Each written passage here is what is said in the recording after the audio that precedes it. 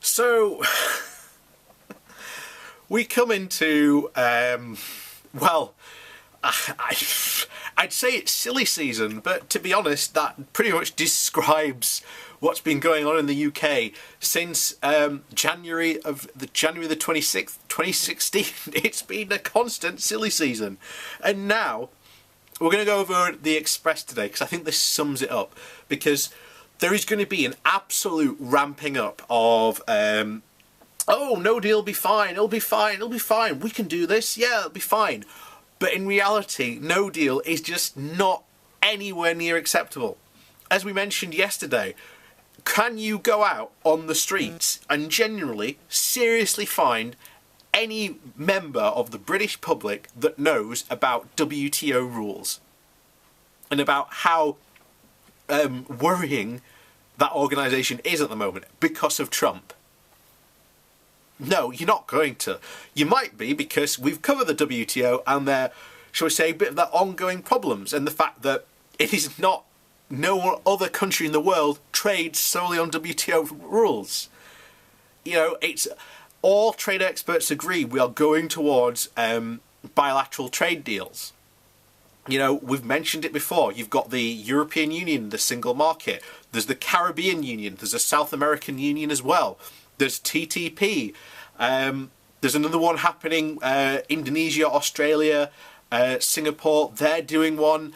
There's another one like there's a South African Union. There's a North African Union. There's talks about one African Union possibly as well, but that's still early days. So this idea of countries, quote, going it alone is nonsense. So here we have the Express now starting to, shall we say, ramp up, saying, oh, no deal, yeah, we said no deal will be fine. So, this is from the Daily Express. So, why we've changed our minds on No Deal Brexit. So, for many months, this newspaper backed the efforts by Theresa May and others to get a deal with the European Union. And they did. Theresa May got a deal. It was the best one we are going to get. But because it does all the stuff that Brexiteers don't want to do, once again, the hard right Brexiteers killed the bill. It is not a good deal.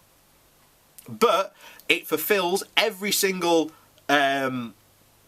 mandate of wanting to leave the European Union. The problem is that the Brexiteers just didn't like it, so they kicked the can about it.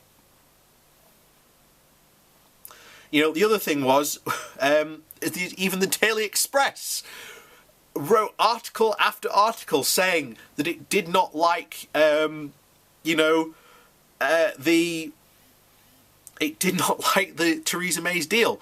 I think the Express was the one called Theresa the Appeaser. You know? And then you had Brexiteers like, David Davis, who went out, was the key negotiator for Britain on this deal, negotiated the entire deal, then turned around and said, no, I don't like it, so I'm leaving. Oh.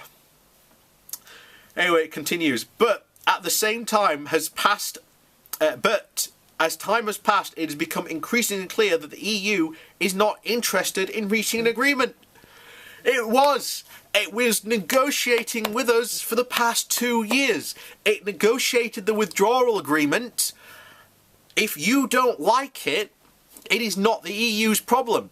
Because, as the Brexiteers constantly said, and, misled people into believing that somehow they need us more than we need them, that it was going to be the easiest deal in history, and, it's not turned out to be true at all. And because they've bought into their own fantasy and reality, they can't accept that.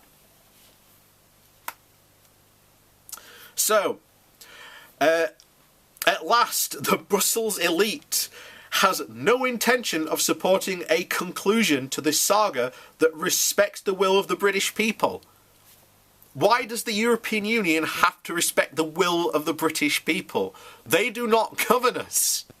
It has you know, we have opted to leave this organisation, even though Brexiteers at the time and Boris Johnson himself said that nothing would be wrong with becoming like Norway and retaining single market access. If you want to retain access to the single market, you have to guarantee the 4 freedoms of which the single market is built on. If you can't accept any of those 4 freedoms, you ain't allowed into the single market, sunshine. And Brexiteers constantly said that, oh, they'll allow us access to the single market, we'll cherry pick the parts we like and the ones we don't. And then the EU turned around and said, no, you can't cherry pick. You either have it all or you have nothing. And they have been straight with us from day one. So this argument, this idea of trying to set up the EU as the bad guy, no. They've negotiated with us, and we negotiated Theresa May's withdrawal agreement. If you did not like Theresa May's withdrawal agreement, that was the best deal the EU was going to give us. And again, it fulfills the requirements for leave.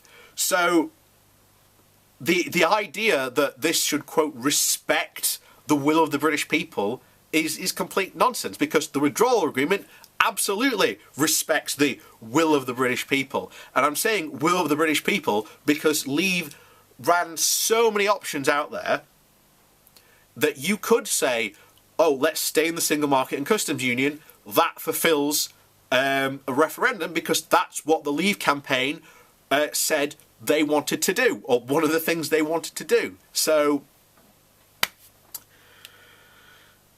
but we've talked about Leave's reasons and why they did that before, so we'll continue on. So, given this intransigence and the desire by Remainers in Parliament to thwart democracy and surrender this country's future to the unaccountable EU bureaucracy, we've just literally gone through an election to have members of a European Parliament that do exactly what you said the EU is unaccountable. They are the ones responsible for holding the EU to account. We went over a Brexiteer who said he was responsible and that he was holding the European Union to account, and that was a member of the Brexit Party. So even then, they cannot keep this Eurosceptic line straight. Because, as we've discussed before, Euroscepticism is complete garbage. He doesn't accept, as British, and so we say British Euroscepticism in particular, is just a complete fantasy and work of fiction based on lies. So, it is absolutely right that Boris Johnson has decided to order the civil service to focus on a so-called no deal. No deal was never discussed as a possible outcome. What Leave, and even their literature said, was this, that they would negotiate a deal and then trigger Article 50. But because the Brexiteers hardliners realised that, oh, if this starts negotiation, people might start to realise leaving is a bad idea. And then, they may decide to pull it. So they pushed as hard as possible to trigger Article 50. And remember, that's the Brexiteers' fault, no one else's. And that was Leave's line, that it would negotiate a deal, then trigger Article 50. We are in this mess and facing a no deal because of Brexiteers. But Boris Johnson, as Prime Minister, could, if he wanted to, stop Article 50 completely. Could just say, no, I'm withdrawing it. And then he could go back to the negotiating table if he wanted to. But you're not going to get a better deal unless you say, we're going to remain in the single market and keep the 4 freedoms, which he won't, because Brexiteers will throw a hissy fit. He won't say we want to stay in the customs union either, because again, the Brexiteers will throw a hissy fit because it's not what they want. And we've discussed in the past, literally last week, things like what Liz Truss, Priti Patel and the stuff in Britannia Unchained goes through and what they want to do to the United Kingdom. So, of course, the term No Deal itself is a misnomer conjured up by Remainer politicians and members of the broadcast media to scare the people. It's not a misnomer.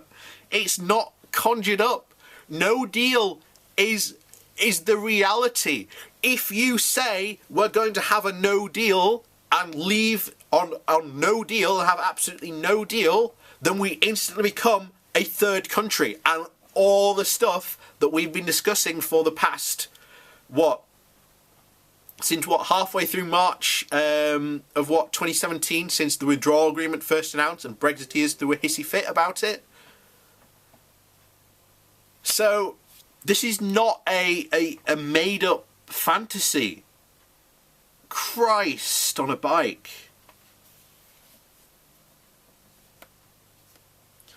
And then this is where it gets better, because this is where they try to sell it. In truth, it is a mini deal that covers medicines, citizens' rights, air travel, and vital areas, as well as putting us onto World Trade Organization terms. It makes us a third country, essentially. And that means that we do not have a trade agreement with the European Union or anyone else. And the other 60 agreements that we have as being members of the European Union, including the ones of Japan, China, Mexico, South Korea, have just signed in the last 3 years.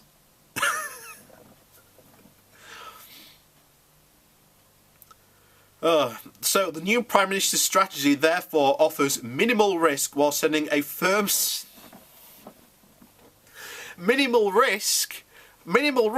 Boris Johnson's talk of doing a no deal has slowed the economic progress of this country since 2012.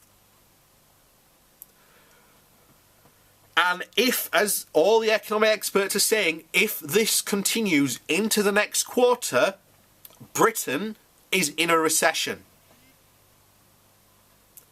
And then you want to pile a no deal on top of that to cause even more economic harm to this country that we know is going to happen, because you can literally define it.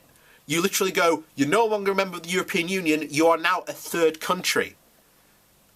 And then tariffs apply, and then that cost is passed on to the consumer, meaning prices will go up. There was one, I think it's the boss of Sainsbury's, who basically says, look, your average food bill across a year could rise by about £1,000.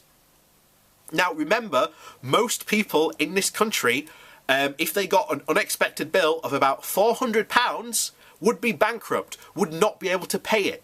Are you seriously saying that most people in this country are going to be able to feed themselves if they are suddenly lumbered with an extra £1,000 food bill?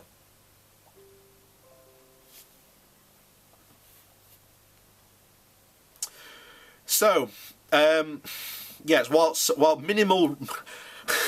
I can't believe they wrote that with a straight face.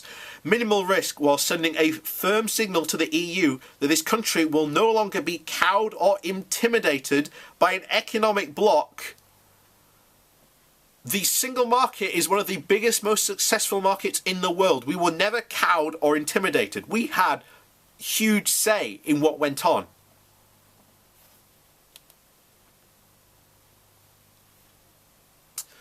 So by an economic bloc that is slowly shrinking and needs us more than we need it. Oh my! What did I say? What did I say? One of the first things in this video of the lie that they need us more than we need them. And by the way, the EU's economy not shrinking. It's been growing slowly. But it's been growing.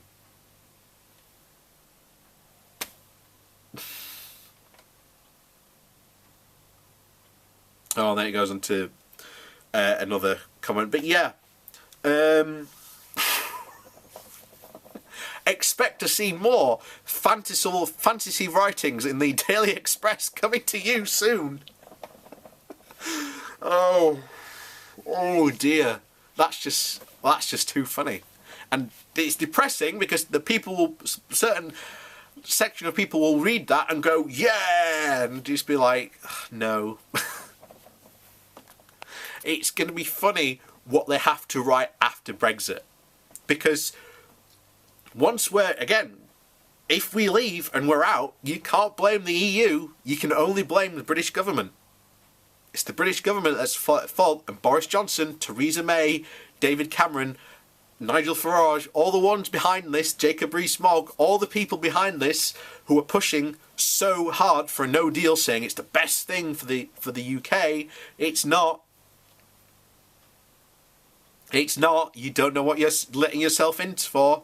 And if that happens, remember, those were the people that were saying that no deal was a good idea. So don't go blaming the EU, because it's not their fault. They've given us the best deal we can have, which is the Theresa May deal. So all the Brexiteers out there should have absolutely been supporting Theresa May's deal, but you didn't. So there you go. It's, as I've said from the very beginning, it's your fault, not ours.